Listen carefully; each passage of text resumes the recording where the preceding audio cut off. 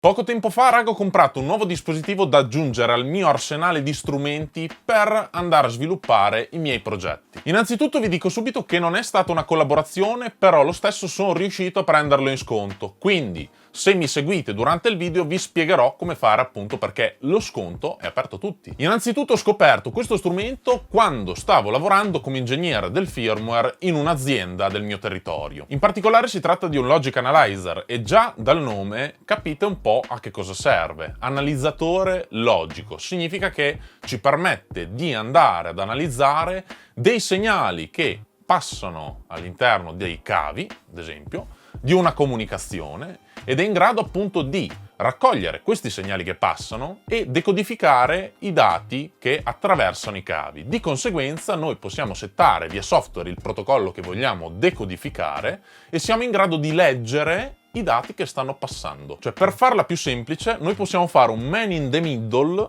con dei dati che passano attraverso dei cavi. Prendete un cavo Ethernet, se ci attacchiamo a un cavo Ethernet con questo dispositivo qua, riusciamo a vedere che cosa sta passando. Innanzitutto ve lo vado ad aprire, questa è la custodia che Saleae vi fornisce ed è molto bella, anche perché insomma i prodotti sono costosi, quindi diciamo che la qualità è molto premium, e all'interno insomma vi trovate una scatola con questa disposizione. Questo è il Logic Analyzer, poi sopra abbiamo le scatoline con le pinze e sotto i cavi da connettere appunto all'analizzatore logico. Quindi ve lo faccio subito vedere. Come potete notare è un dispositivo molto compatto, quindi anche da un punto di vista di portabilità è molto comodo. Ha questi due header per andarci a collegare appunto i pin che poi noi utilizzeremo come jumper per attaccarci ai cavi. Al di sotto ha dei gommini per insomma non scivolare quando lo appoggiamo sulle superfici, e dietro appunto ha l'USB Type B per andare appunto a collegarsi al computer. Insomma, come prodotto è veramente molto semplice e davvero molto comodo perché è molto compatto e riuscite a portarvelo insomma ovunque. Da un punto di vista di dimensioni, guardate la mia mano e insomma capite bene che è relativamente piccolo. Detto ciò, io vi consiglio di acquistare questo dispositivo se lavorate spesso con del firmware, soprattutto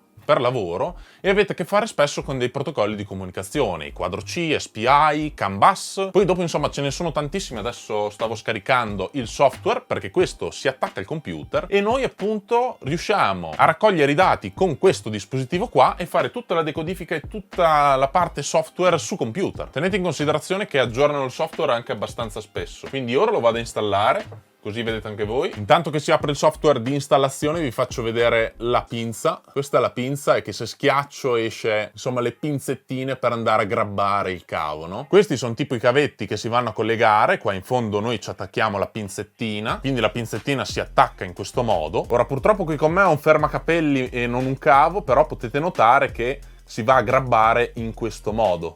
E come potete vedere ha una presa abbastanza salda, insomma. Quindi è super facile da utilizzare. Per l'installazione andiamo a cliccare Next, Next, Install. Insomma dovrebbe metterci un attimo a installarsi, intanto mettiamo via queste cose qua. Naturalmente installiamo i vari driver e lanciamo il software. Intanto raga ve l'avevo promesso, quindi parliamo di sconti che avete a disposizione. Come potete vedere in questa pagina ci sono sconti per studenti, sono sconti per appassionati di elettronica. Se siete interessati al prodotto, in ogni caso provate a scrivere all'assistenza e sentite se vi forniscono un codice sconto. Ci sono sconti per le piccole startup e questo secondo me è una cosa molto interessante, e infine per independent contractors. In realtà questo non so cosa significa, però io vi consiglio di mandare una mail ed eventualmente vi rispondo. Detto questo, qui vedete che ci sono le condizioni. Dateci un occhio e se rispecchiano le vostre condizioni provate a sentire che ve lo forniscono senza problemi. Ora, qui è come vi si presenta il software. Adesso provo a collegarmi senza sfare giù il cavo perché mi saprebbe un po' fatica rifarlo su. In ogni caso, se lo vado a collegare,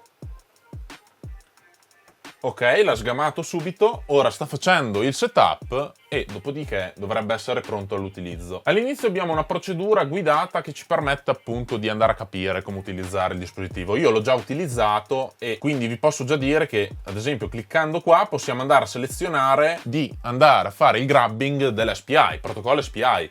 Andiamo a cliccare sui vari canali, quindi assegno ad esempio allo 0, il MOSI, l'1, il MISO, poi channel 2 il clock e l'enable channel 3. In questo modo poi riusciamo a settare tutti gli altri parametri del protocollo, clicchiamo su save. Come vedete qua abbiamo indicati i canali sui quali andiamo ad acquisire i segnali e una volta che noi lanciamo l'acquisizione, come vedete adesso è tutto basso perché non c'è collegato niente a Logic Analyzer, però se passano dei dati ve li sgama e ve li decodifica. Qui come potete vedere abbiamo diverse velocità di campionamento. Io ho il Logic 8, non è un Logic Pro né la versione a 16 canali, quindi è la versione di base, però come potete vedere riesce già ad acquisire con velocità abbastanza importanti. Se andiamo qui e clicchiamo su più, invece abbiamo a disposizione tutti i protocolli che possiamo andare ad acquisire, quindi abbiamo la seriale asincrona, SPI, quadro C, c'è anche la CAN bus che lo stavo utilizzando per questo, LIN che è un altro protocollo appunto utilizzato nelle automobili,